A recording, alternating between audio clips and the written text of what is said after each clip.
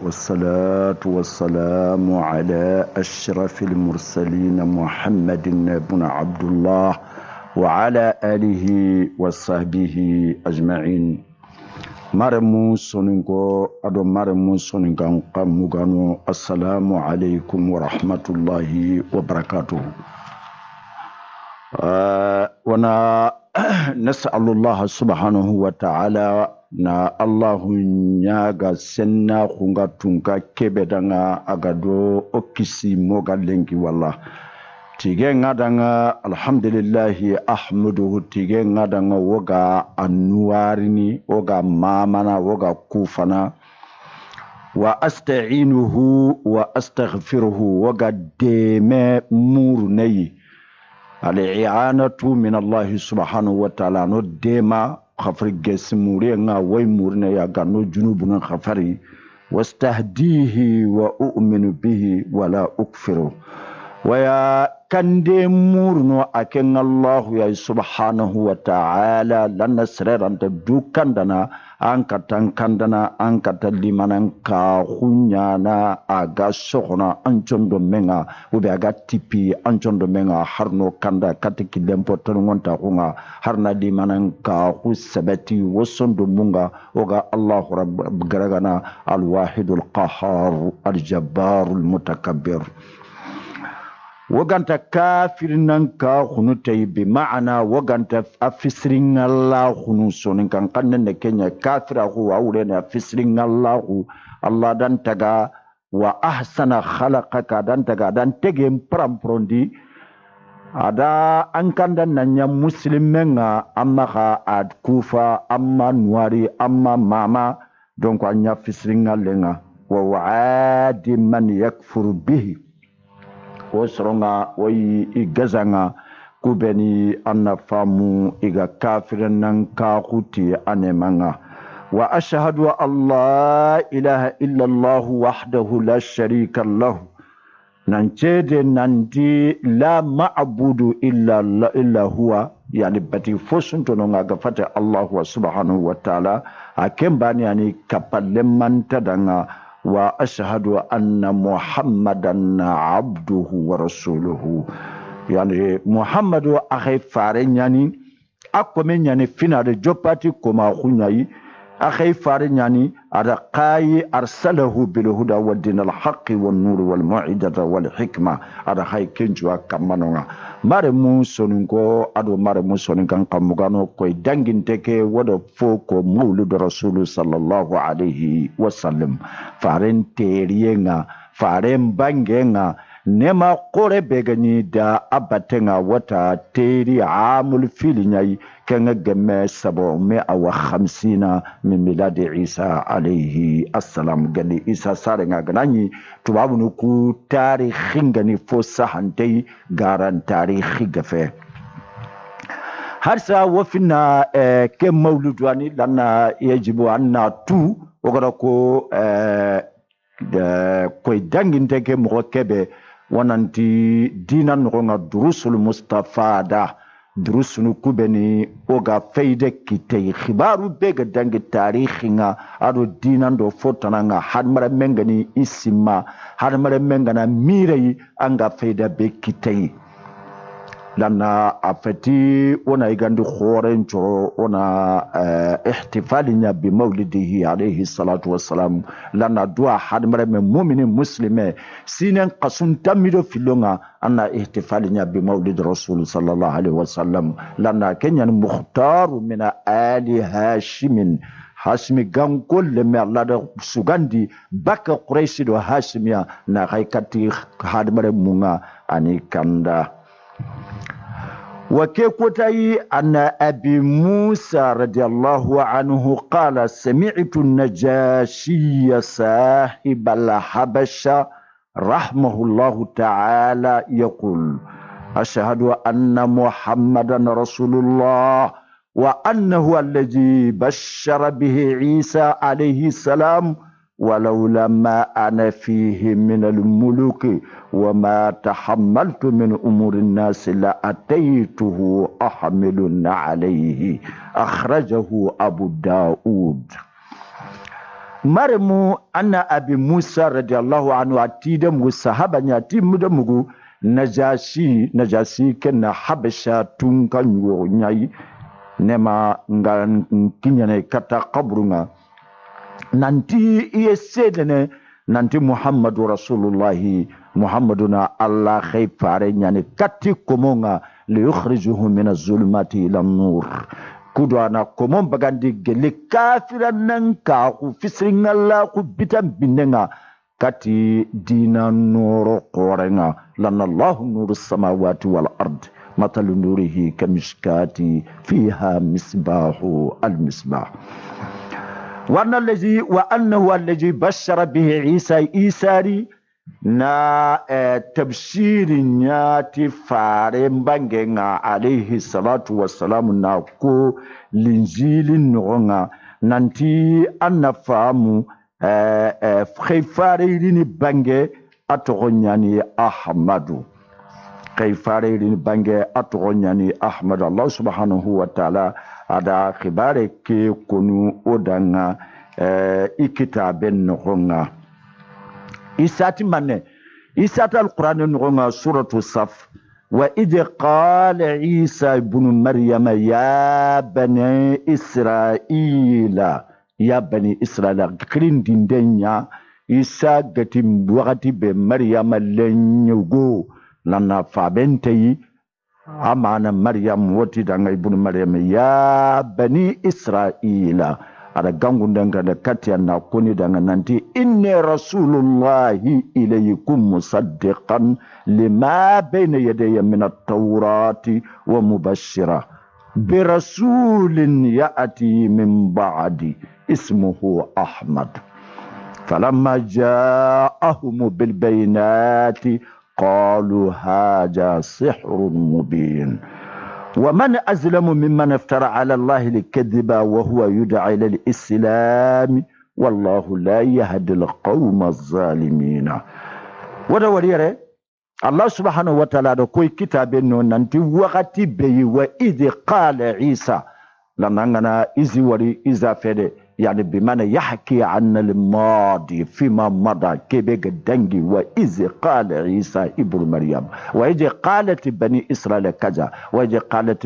أنغر وري القرآن دان قصو بمعنى كبير دنجي حكاية بير دنجي قصة بير دنجي خبار بير دنجي الله سبحانه وتعالى أنا كنيا كونا دنجي عيسى جتي وقتي بي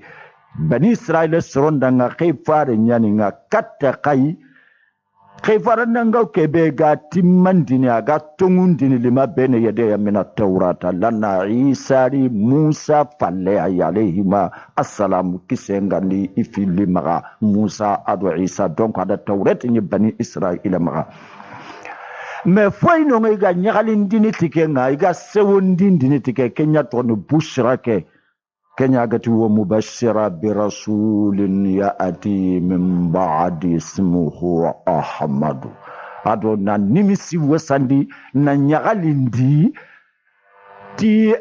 khayfare ngairini mpalle atonya na ahmadu kenya fage muhammadu alayhi salatu wassalam me fare ngari di me fala maja'ahum bil bayinati ado kitabe ngari khumudun tay zalamun tay bitambinnen tay fonte yaga selel la samana nganta fahmunu qalu haja sihrun mubin itikena krote nyai krote bangante madama krote bangante nyane balighu nyani ara fatandini godo yakhare naga ara figa fisrem bonondini donc on te limananka khunatay walzalika ngana daga falle anga wala gatin yuriduna liyutfa nurallahi bi afwahihim wallahu mutimmu nurihi walau karihal kafiruna kanyana gati da qanwa kudo ina Allah noro keina abruha ina akara ina buguno ina futa na nya kwantini doru jura nyana gandro kenga ngade futa doru jura kega bakandro kenga gade ina kari imbe nyani na noro ke ina kari ida kenya kan yuriduna liyutfa nurallahi bi afwahihim ti ira kunga ko serenga futan dinitira kenga imben kumunte nganka nganga na nyomulanga karni anga karni mo kebenga ma Allah ti kempede wallahu mutimmu nurihi walau kariha al-kafiruna. Allah subhanahu wa ta'ala ayi noro ke timmandine har kafir ni ngana bara nanti nora kenta timmane hari gana bara Allah subhanahu wa ta'ala dine ke timmane wajalika mare mu serebe gana kanu anga golnyana anna golnya anyi medanga anga makatu golnyana anchu xewo nanti kubene ganyana dunal lenki kota ka islam ma kungazange al-islam ma munafaqa hu c'est-à-dire que musulmon nyane lakini munafiqini nyani dine ke dege ntelingi danga dine ke nandaga kamube munafiqini nda millati tanani ngori ina dredo kumbatenga ina kanu tubabu ninga ina kanu politiki nchoronga imanko nga ina kundoro ini bunya ina fofo nyengi danga amma anken bega alquran tangane gara to mugu ini menya yonkono mayo goda ko be fenga Allah kbaren ko nga yogonata ido tampinde kota su kessa fegere bani har kessi men nal nyanka muslimen no nga junudu nyon koro fofe ka annaka angada fofu de bari anda subhanallah Allah do nyamad nan tan maga la tasharu qawmin min qawmika anda maga sare logondi khasata kebe ga kinindine lan Allah subhanahu wa ta'ala nyamada yani soronga fi atni fi lanonga jamai nonga ya amuruna bil ma'ruf wa yanhauna 'anil munkar jamai nonga ya nyamari nindini ti khairin gollenga ya nyamari ninti kilisrem batenga ya kabandin diniti kebe khunun tengana asrega fe sorona kembatu donc Allah subhanahu wa ta'ala to dangere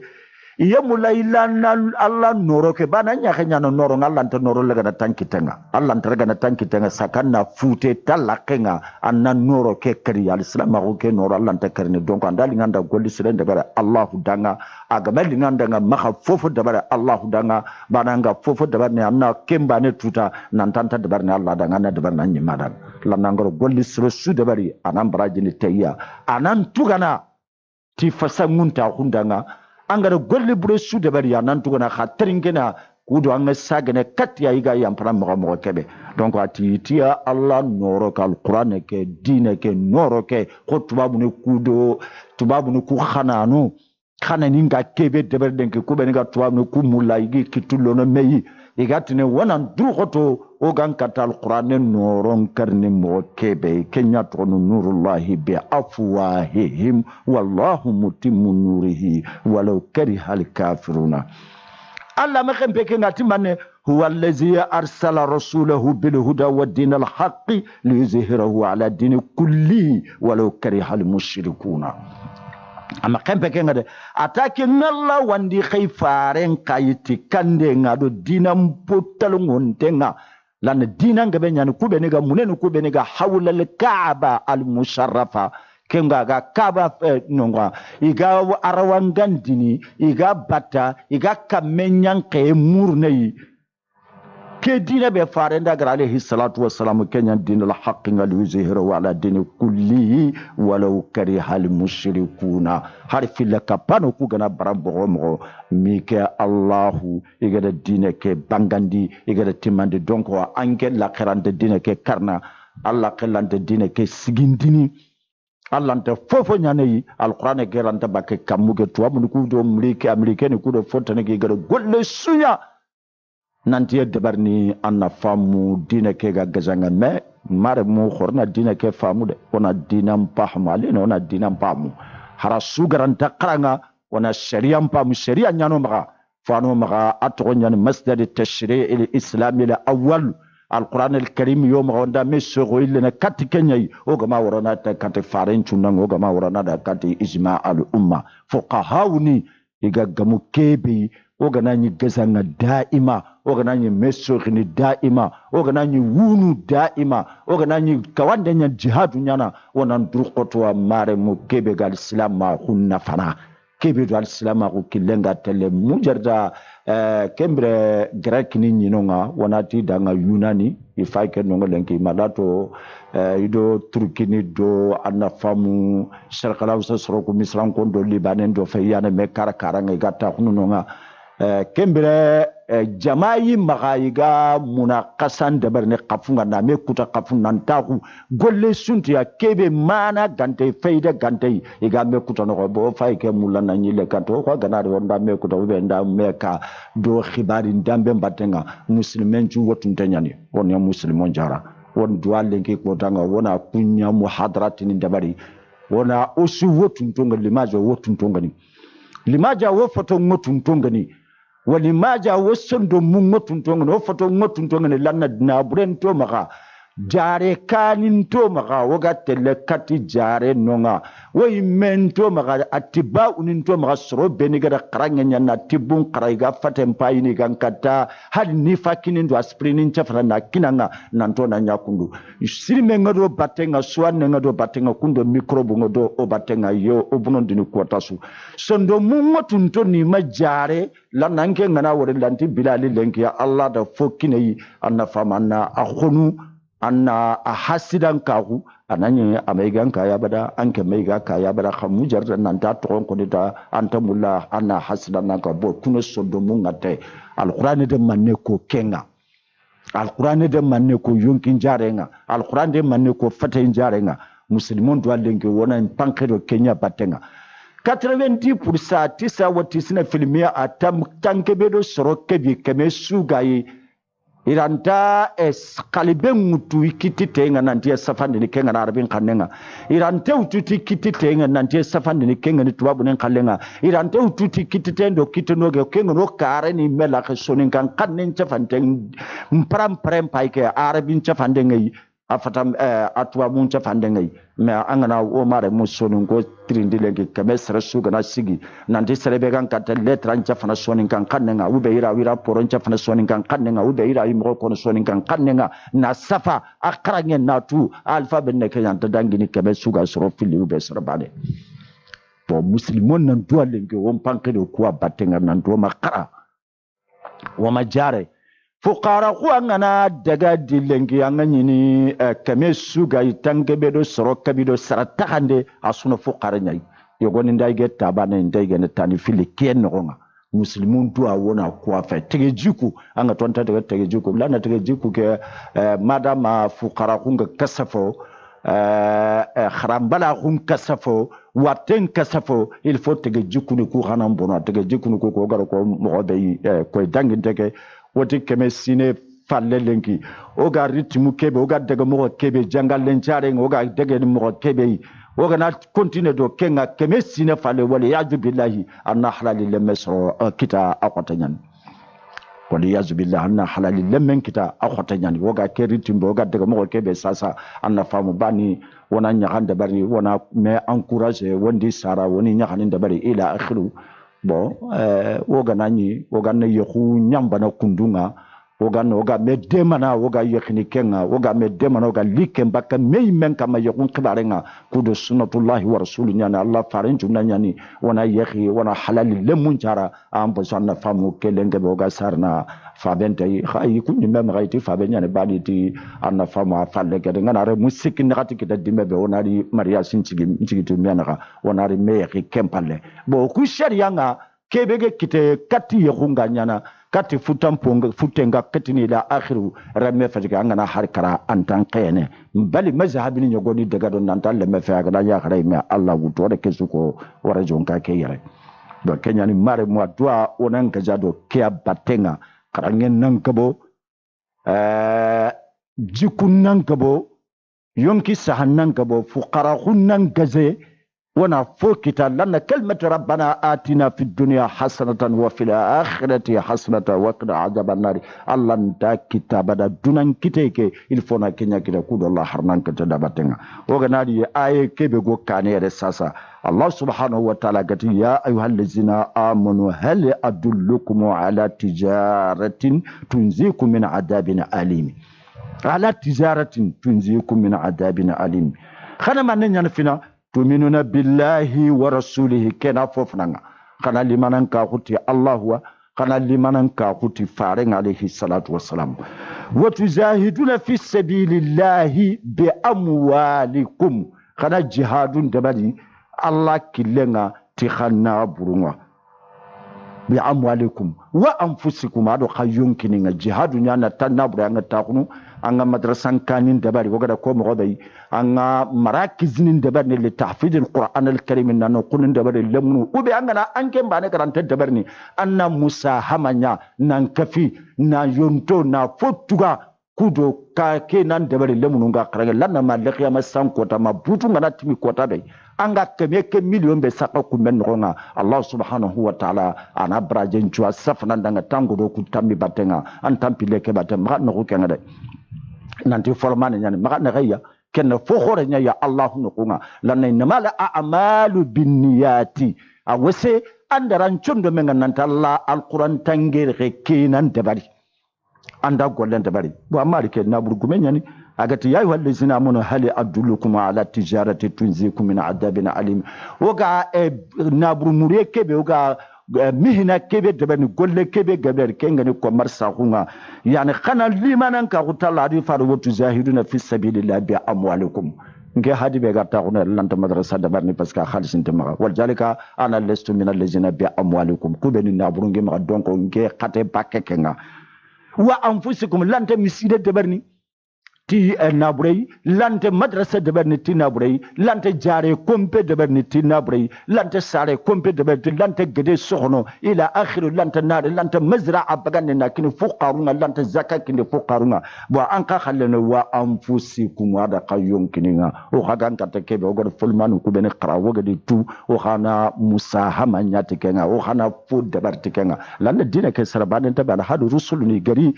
Allah gada kebe khay katti do ko ida ga nyame certaine na timandi falle walzalika rasul sallallahu alaihi wasallam agatini al ulama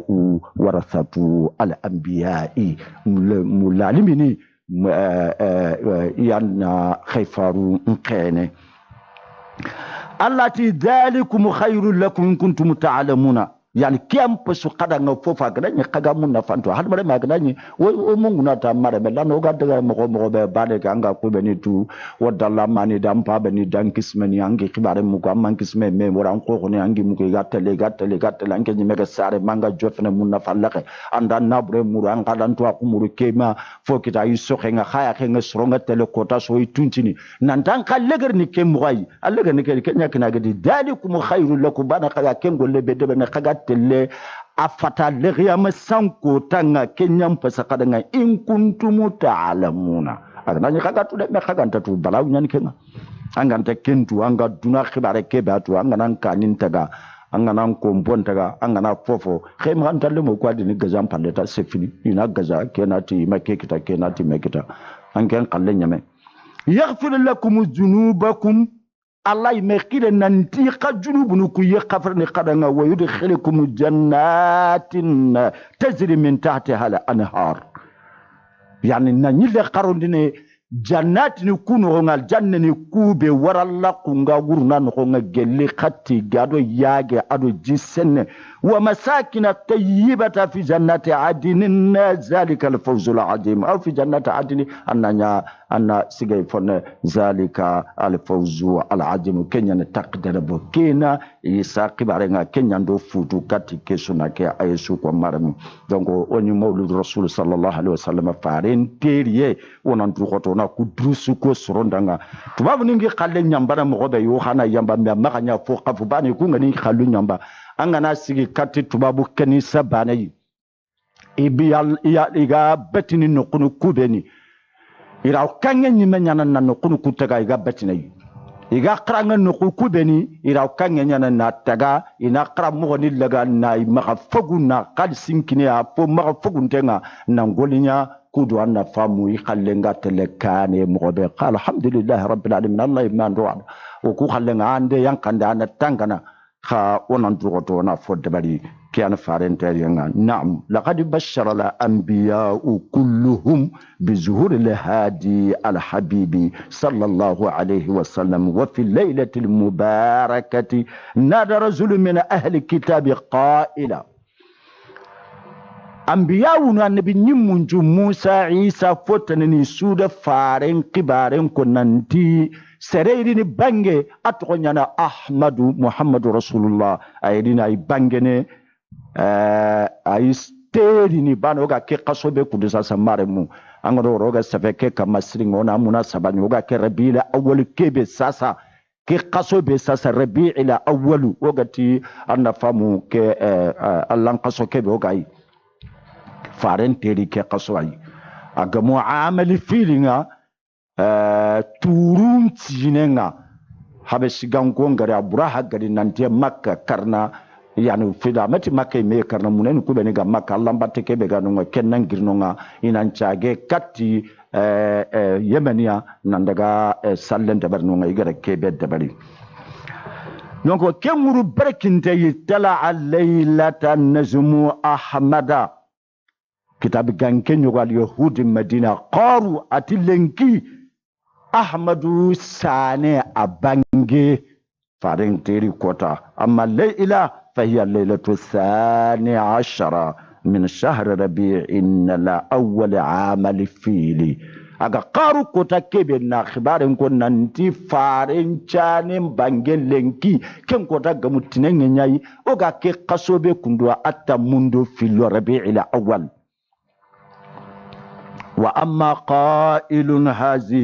وأما قائل هذه العبارة فهو حبر يهودي سمعه حسان بن ثابت يصرخ بأعلى صوته على حسن بيثرب يا معشر يهود حتى جاء اجتمعوا إليه قالوا له ويلك ما لك قال طلع الليلة النجم أحمد الذي به ولد اليهودي كي جراغا قالوا لنا كمبرا وغدا كو قدانا مغو كبه يهودي غبن غري اسرائيل نندغا تاخو مدينه iga komar sa kunyano nonga iga takhudi iga dugundindini bani kunda wari kitabunga nanti annabi nyimme nyegoyiri ni boguti kenno kwa aga na sare makkai atelle aga hijra asronta bismillah asronta nyakali ni tayi mara manga duke suna hasda ukiya qalibanga angana takke kita qalibanga anchron tanya khalini tanga ragama anna farenda kubangandi danga nanti inte fo bure nyana bani gana koni danga sasa wala garante fetia duntenya jambante fetia duntenya nyania igana ti kurenga gidem palairen khanu kat makai makan ko khanti tongundini bay tonan tongundini khagata ne benye nyana hasda kulli keta bani fofo gal lima jaga dan ken kaya gada nyanga de benye may wali ma jaga dan ken nyana buru gumey wali ma jaga dan ken nyakiya bo ke sondo mukia tono sondo ngateke wana ndrugoto na nyaga Allahumma subhanahu wa ta'ala wana ke akata bakka sondo mukwa ogado otango kuro nyinyanga mugoswa ogada Allah ko mugoswa ogado krosuku ko mugoswa na dikra nindo wirdu nindo fo gaben dabari sondo mukku gama labe mujarda basan konna ko angarona Allah takandindenga Allah da ke dabari amad dabari fulana da amad dabari ndanga limaza bo kembre keta kiana hadmara menyi met tampindini lana nganta serebe mulla Allah foto Allah garanti fnay Allah wa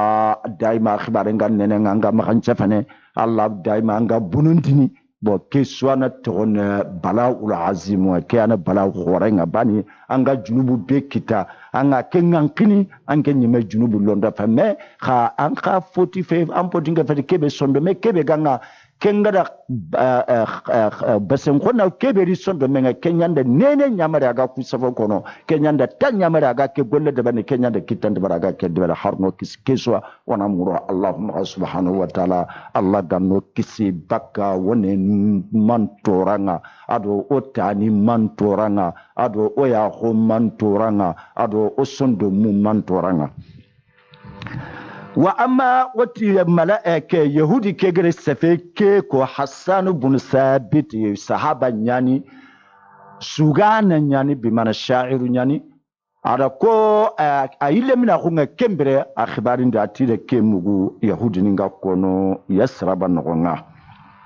wa kana Hassan radiyallahu anhu waqtaha ghulaman ibn 7 sinina aw 8 wa ya'qilu kullama sami'a kama haddatha an nafsihi kembira sino nyeri ma sino segi al yahudi kega kesafe kono kota be farenge teri alayhi assalatu wassalam ke qaso bitata mundo filonga maka nonga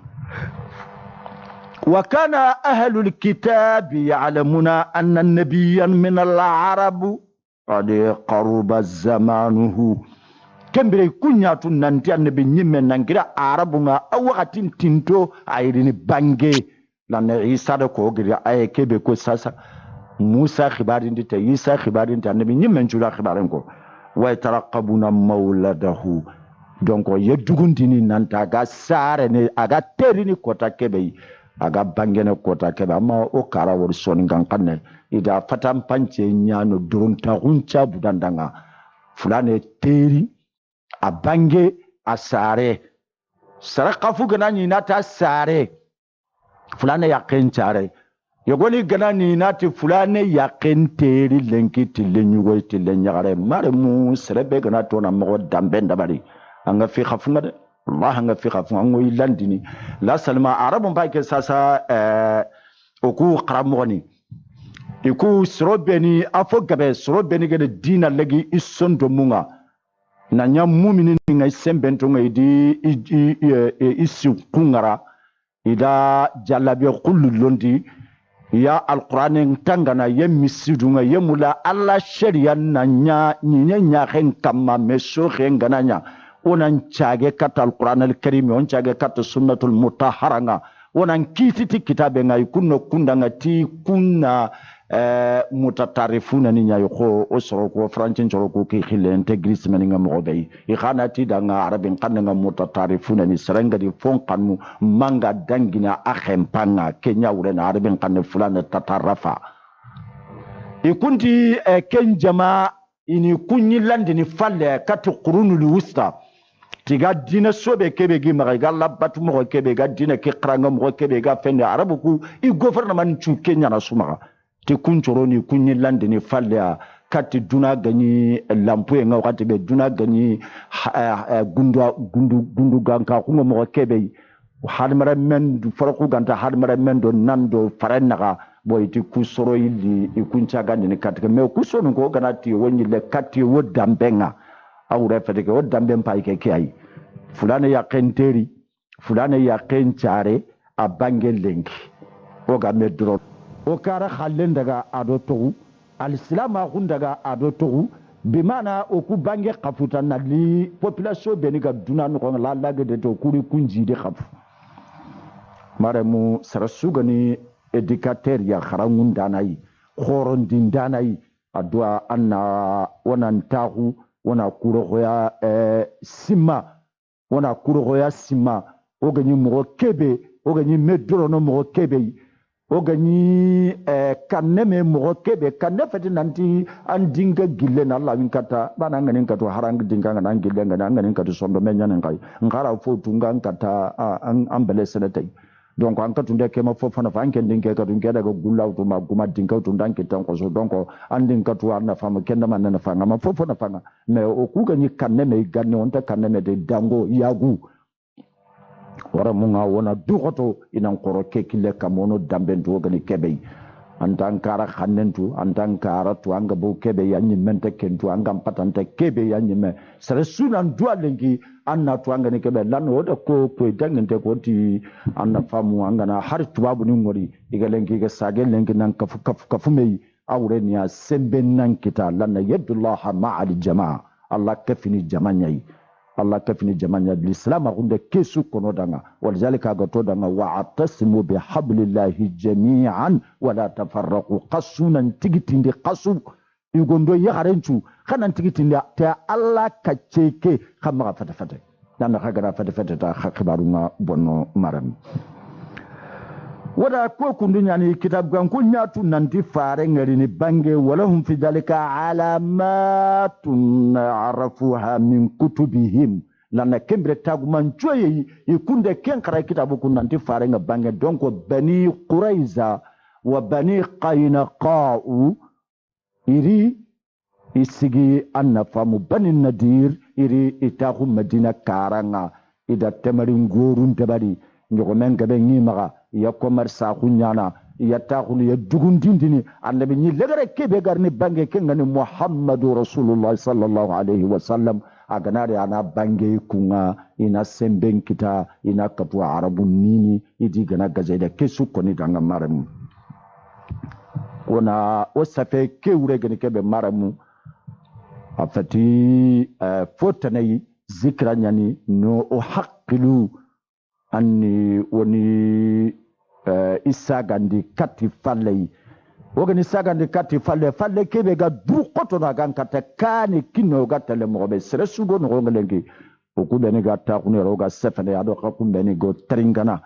sere sugana yille kati ikismailengi ya na wan ko wangana khibarun pa ya gani gollu beni debarni agani sulhulu beni debarni agani sirondinde be debarni agani ku beni debarni agani hinne be debarni angana yille kata siranga ama kan kutonga kebe gani ganni tege jiku kebe ganyi andaraga anyile katange nyime no ngandan kibarun banda nyime faya anga kebe kono anga kebe nyana anga kebe igana anga kebe anda susu jaten dabari na bagandi nan kisma khalle bagandi ni fay ni rome karanga ni pese anga nyina na famu an kisma yankane donc kenan krawunde nan kisma na nyagan kane krawunde khore yani kenga nan krawundi anna ile katiya an kismai waljalika wanan druqoto odina ado o kara dambe sonin kara dambe kunyantele domei o me demande nyantele domei o ga me kanunu kenyantele domei o ga manya tubabuni kenya sreni o ga dina kede kembre godenda o mo woni misilun ciginde ni wana madrasa ni ciginde kandara ganari debenjuna bogo misili lembane bego mo na doren koti wana sapi kudo kamenga nari jingana gabo mo ganta bonondini sine so asuna bo katikenga mukenga nadi debenjuna bogo khana a tayndi kuna fini a fi khoro nyani donc khorna ndugoto o maganya wana sarniya wana maganya yahudiya wana ndugoto harsa sembelemane kebegoyi wana ndugoto dina kega katatele mobe dina ke o maga memarsada tongunyani gollenge be nya sasa ngelen kannenga ida dina kitabu nya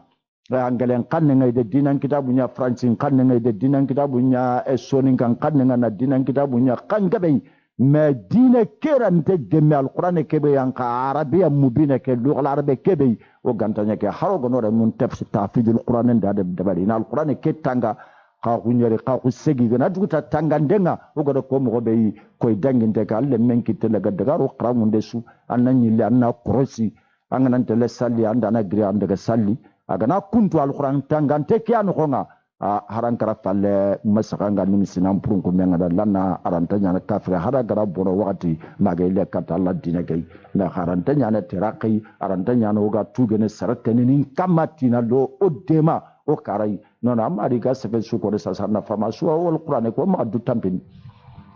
asui القرآن لم يترك هذا الكتاب لم تغ أما فوفاتو لم يغادر لا صغيرة ولا كبيرة أما فوفاتو فخورن دو فلمان هذا سو سفين كذا سو بانغان دو دعنا هذا سو كنا أو دعنا أما فوفاتو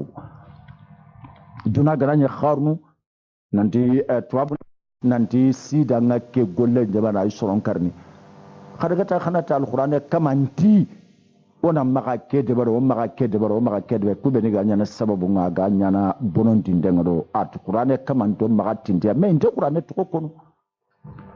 ifai ke fanke sasa nanti corruption ga kebe soro beni ga me musunda de nga ngamulla na ke golle de barana tampile wujuna ke ko sonu ko mare mangatu golle me sunto e kemba ne falle ke suno kha tege jikunya kha kafino tege jikunya rahman na rasul sallallahu alaihi wasallam adallanga danya wal jalika kana dinan trindi lana dina ke fati qrange ke qaban ke salle ke do sume ke bane ke su kafina lana langa danya serebe ga reswa mutu musunda de mutu serebe ga nyane sababu ngaga kafili ko yini me ya kaga fokita do ke mada kakumbeli kebe ga kinni kebe ga ragana kebe ga na khane nga parende kuntu to ko na famu hadisan do ngani langa Allah de ke super na bonondi bo ifai ke kharnu ke duna mu mangal lenki kota ke nanti reswa nyanda duna bonondi reswa nyanda duna nyaga ntata le kane angana wori de nyonga kori develop ni go korte le kane reswa nyani ikunte ketu gelle 1421 sana fare ngizran nan ka hudo sasa na wujune do komo na gati do tampile do sinabane ku ko ni alquran no ko ni fare ndi ko hadisa nga nan to magare swanda bari landa aga susete sunu ko nga aga mujtama sunu ko nga na mujtama bonon dinia ana na burum bonon dinia ana dawla ni nto ko falle ana korun to ko falle na bure kebe anga kitete restaurant kilenga braken to rone kesu ko nga hadisa ni mo ba ma iya fayki ko ni sasa kigani ko into annabi ni men to ko no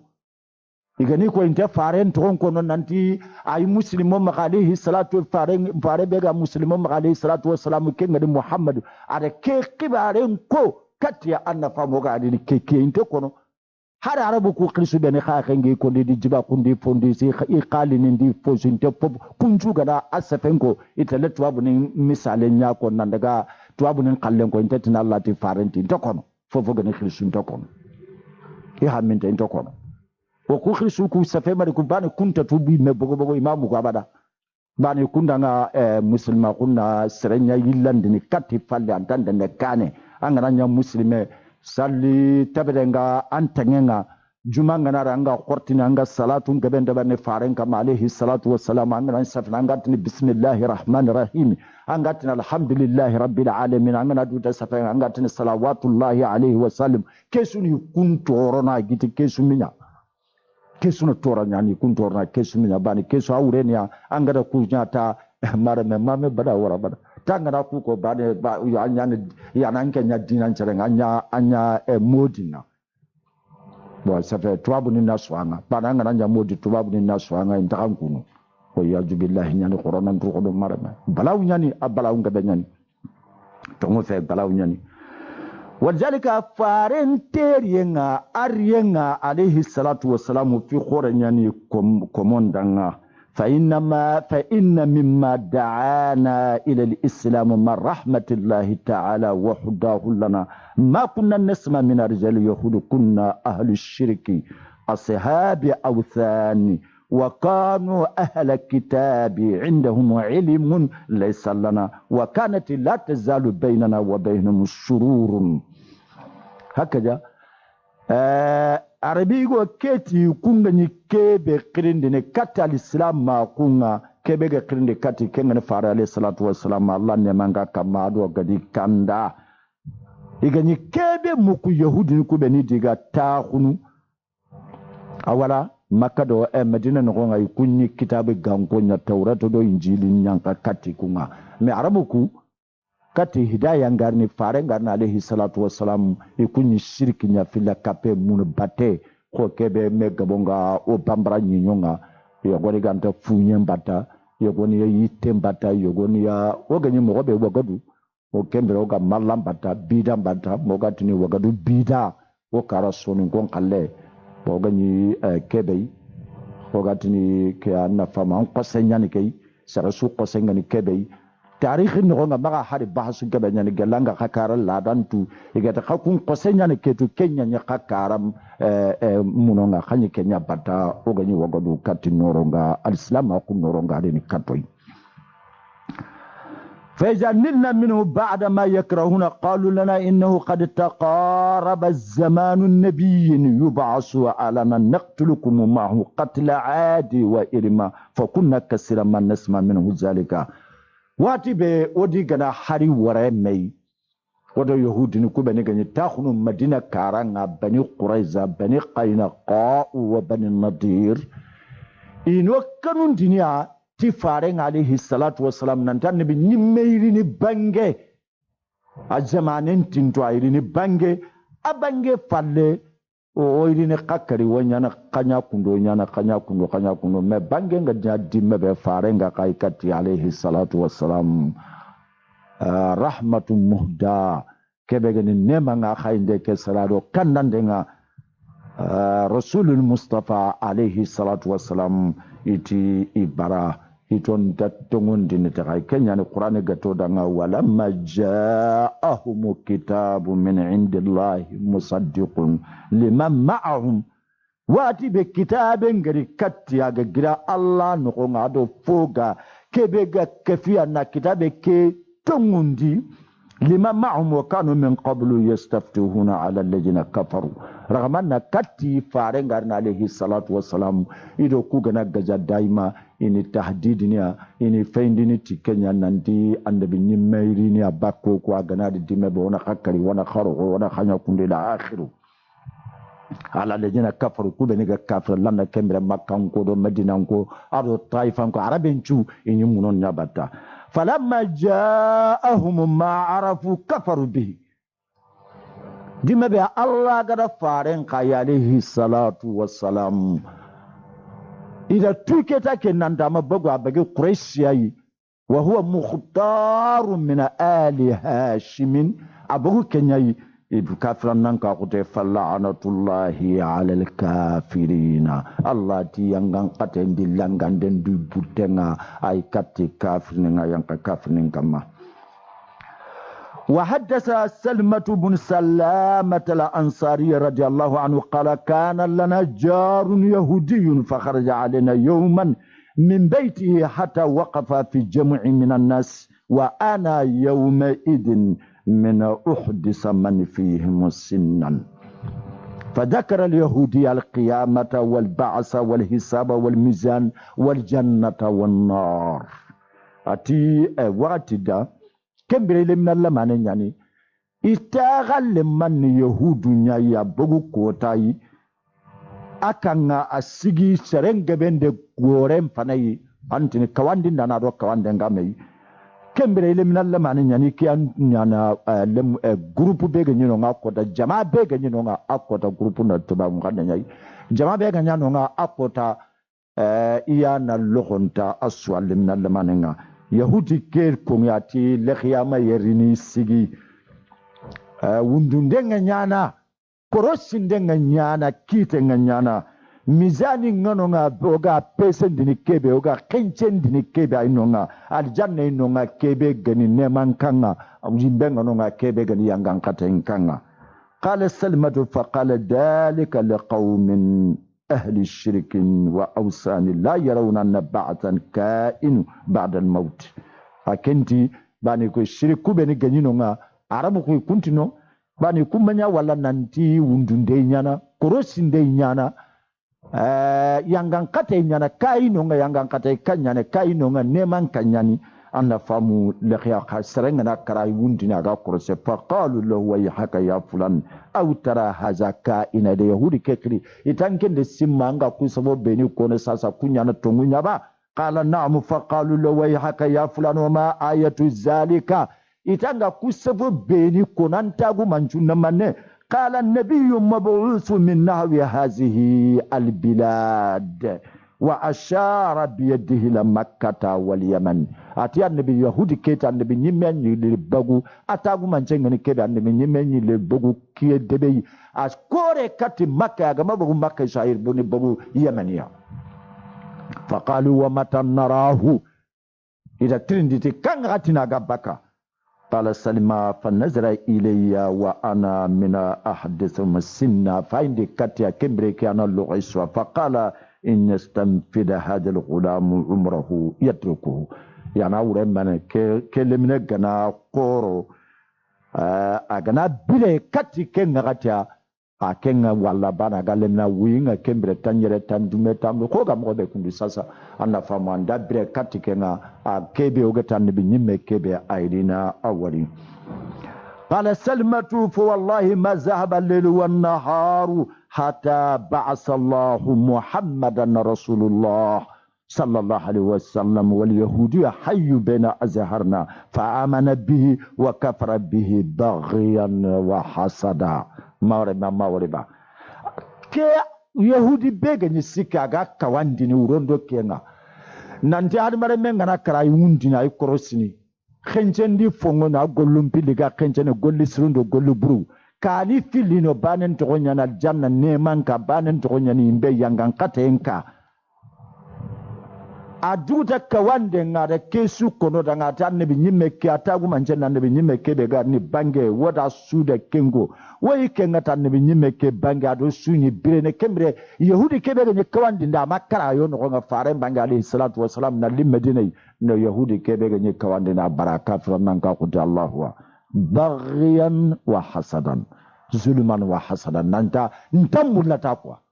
nyonke anya antelingindanga anna fama barai abarai limanan ka kuta da lahara yangan kate ada kempe sangunta ku lana sondo meke wotuntenyi kembre sondo mema jare sondo mema wotuntenyi donc abarai ti mujarra baghya adu hasada itu garefe anga dikana alquran nya kwajalika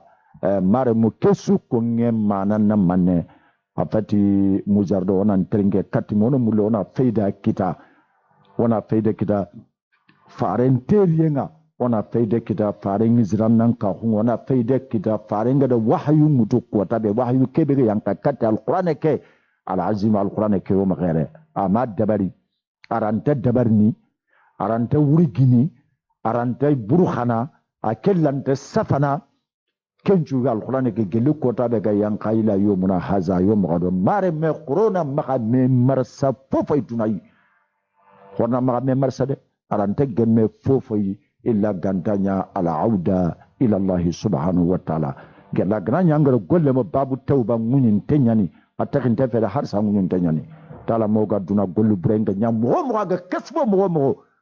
nema ndana ke nema de nyam koro aken ba junubu kay anya kabairi ni ngo anya sagai irningo anken nan dur ko to tan nan caage kat Allah subhanahu wa ta'ala nan tan tubi annane ken ko tanga dangini wo ma lafiya bu dangiti kanisa nyugoyi modin ga tubabu ku modin ga sallini misilu kubei ogatini kuben tubabu modini bano kara ganni wotini tubabu modini nyai me sasa woy mere mu modini caage ino nga tubabu nin daga idore munga kembre nte kutu khaidi idi bagwi kilunga munu batenga idi yogoni bogo alislam akunga nanchage kati ana woti bogo modini kebeba tabandi modini kidoni kunga no ngega tubabu modini ku golenda barni ifalei ngado wala mununga kende ni khrangem bakenya yi ngatu 12 ngati nyanu mamane lemununga baka kalasinga ncigi ngada fayi kharalle khenga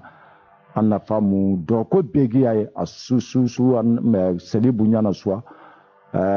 ikhrise patonga swa ida kenya nya droko yi khanga na lemunu kubeni gano ngantetni kame suga kame 100% me anga nyini khodi kame suga tancege ndo kabu ube tankebe ndo kabu asu muslimi lemme ay gonda akhraju bo kufa ke kundisa seitu akunto danga akana nyampa ke dina ke de mana sasanken tatu anken dal men dan ti qaranga nyai la aksara wala aqalla dal men dan ya tanan daga qara anna famu madrasa sira nyani ila qarangun dini nizamu ngai a organisante ni nadani anan qara walakin bil akis anken pa ke de man dini anna famu dini anga telemo for rubama droke ke merun dindanga akanenga Christian drokel londinga akhanenga Christ ke drokel londinga akhane ken balaw khoranya yalla mem gafina dan ken mem gabani lemne ke ken to nyanda kiten kay katinonga wa ghaliban ngogade kebe wori o kubenega gouvernement gollu ngodo men jangu benega sefano da gabe ngori Muhammadu Siso wona nyanna famu chrétien nyane khato no Muhammadu Siso way o hayto anna famu afa bama kenya muslimi lemme nyani bo kekilindambe ane aga ikranye kebe kranga kenyanda sondo men kaya katia alimananka ku katia bo amana mane marbe an ko alle men na bono kumbene la khiyama sanko tan kenya na mas'ulum maka har kendo sikay marga bana nyi manda kitelenga nanda garondi kaso swanga kalsin tugana na buren tugan tanantu nkara idi kara droko londe igi krangun nangen wala nantini krangun programme kay la ko ku mo nga ganninge o ganyi la ko khramu ko ngadima be lisaninga o gouvernement ngo ku garni yara na famu de safa o programme nga tona makal qur'an krangun di sari o maga dina krangun di sari ko ku benega khramu dinga arabin khramu ni ido kono danga karima nya yo programme ni men ko nya nanti wala maga dina krangun dia mais comme into o xanen to mo fofo krangun dina dina palle onya ayu nya kini ya hadisun kini ona dina krangun do to bara bo chrétien ko xane kem mo banay intama le programme ke krangun dina le me kem bana fe noyine isa krangun dina na foso ngundi muhammadu na dina foso ngundi muhammadu anga nya sababu nakite mutu nandaga de akota na famu ngwa maramu kenna balawul azim ora o kitun kinne me wana me dema o gan ka tore mu en qazini mo bene o gan ka taraw de tlat fal min dabare mo bene le mun le manu ga qrangai o gan ka ta khran bade me ni me muslime le me akha misidun kha fakan to o kwai an ya khingal le me nga chrétien droke ngai I photo ngai wali yazu billahi harno kise harno tanga harsa dinan kabar nyani komi sarabane randa utu Allah da yankande subhanahu wa ta'ala kati farenga alayhi salatu wassalam khornan dugoto ta ke farenna fari wurginte nyai fari kallangunte nyani Allah da khayi wana so wana nyali wana faidan kita ado kitabe kebe do hadisa kebe lana fofo mamanya ga makrangen tude khama foi miato iga dire suduna ken khongelengi ga fofo kono marame wallahi an kramun denga ne dinanga farende kesu ko hadisa alayhi salatu wassalam ga nanya tibu kilo nanti jaren kilo falsafan kilo adabun kilo karantene kilongo intedi ni fofo ngagi reswa kebe kuranda ngasasa igana ko inte faren to ko alayhi salatu wassalam wallahi la ilaha illa huwa faik wa maka hadisan wallahi reswa na bonondi ga korepso kebe sasa ga gazanga da batenga bani gada o khalisinin cu yiga dimbe keta ni takandi mei anda famu e khaitu anna famu weitu na khalisini ku takandi me ni yiga dimbe keta bani kun golle ne kunyari meni nari na grido me batengi suna me raga suna me fendi ina ko soni baga da batenga afake wafa'alul khaira la'allakum tuflihuna suratul hajj كينو وفعلوا الخير خير دبري لعلكم تفلحون كودو قنا فانكر في حديث ابن عمر رضي الله عنهما قال رسول الله صلى الله عليه وسلم من كان في حاجة أخيه كان الله في حاجته يبغني أخين تيماتي قول عندنا لوجه الله يا الله دعنا ورده ودنيا دعنا مرسوا دبري الله سبحانه وتعالى أنا جادا باتنا وتعاون على البر والتقوى ولا تعاونوا على الإثم والعدوان خنا مدمتي قل لسرين يعني أدو الله كان يعني خنا ما مدمتي جنوبنا أدو قل برين يعني كسوا دينا نغنا الله تمانع الله قال رسول صلى الله عليه وسلم لعن الله الراشية والمرتشية الله دا راشية كبغا رسوان كني كودي يقول لنا نيمي الله دلانغا والمرتشي هو الذي يأخذ رشوة كيف يقارغنا الله دا يفيل لانغا والمرتشي ملعون ومطرود من رحمة الله الله نغانتينياني أقاتانتينياني قال الله نيمان وكذلك راشي كيف يقار رشوان كني أخلا نغانتينياني الله تنتينياني الله نيمان خصوصا جا قصد بتقديم رسوة ودية مسلم خاصة أننا كركر كودو إنا مسلمون يا تورو وبدينا نيانا توري خطوة بنيغا نيانا مغودة كندي ساسا أنا فاما نيانا أن قطنتينياني بكا الله نيمان أجا مقام بكين وقد جاء في حديث آخر أن اللعنة على الرائش أيضا ورائس هو الشخص الذي يسعى بين الراشي والمرتشي رائس كان من سرب كبيغا تخنه وقت وسيتك كونسر كبيغا ترين خنقا أنا دعا أنك أنك نمنت ورين الخريسة كنت ورين كبيغا قول لك دبل كنت كبيغا ترين خنقا أنك خالصين كنا قالت لكن أجين قول لك نون دين دعنا كنقا لانغان تنيان يسكسو لتسيل التوسيل رسوا وما يتصل بذلك لكن وما رمون يقولون راو ترندين دين نانتي بو غناني دبي خو كارا كندو ساسا الله نتانغو لنكتا anga makenya debari Allah ntabaka anga makenya debari haranga mungu anga wallahi me sange nga kalengora kungodo maningondo bambar ningoga me kana nanti soningen na khawiya nya lana ganari ya urin tenganari masalara utampile wujune tanakata wujuna na kini anga duanyi ninga na ulumbaka urubaka to anga nyini akenga na kengina reswa ke tampile ke tanakata wujuna ngeda yokunju kina urubaka yokukuno ngara milioni siki kitay beneficia donc naluma fe bon hay kunoku katiga kentuniti anafamu nalumani nyanoi bon mare me donc iga fofo kono sasa fofo ada gara dinga nanke nyimena fofo simanna lotrindire o ya haji senki nanga nanta koyi ikane wujune ado kamun nakati do tampile do sina bane sasa farengi zira nanka ko ne Kenya alayhi salatu wassalam